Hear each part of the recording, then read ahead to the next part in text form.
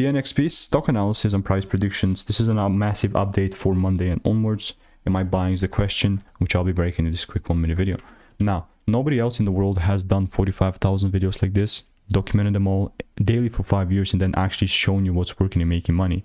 I've done that, and first thing on the list with TNXP is going to be that with Tonix Pharmaceuticals. It's just a solid bullish market. Now, if you have been watching my videos, I mean, thank the Lord, but it's been phenomenal. It's been phenomenal. Like, if I zoom down, so again, that's how began from 17.10 3 months ago, and since then now we've reached $51. You know what I mean? We even reached like $70, 70. But then we corrected down, which you can see in this correction. I was hoping I can take it out, position myself in a great buy, but seems like the pre-market is gonna do us dirty, and probably is gonna open gap up higher, which at that point there's nothing I can do, honestly speaking. So that's how things are looking like for me. It's not financial advice, and if you want to stay tuned to get free money making emails and insight, then just click the first link in the description, and I will continue to keep you updated. So goodbye and enjoy.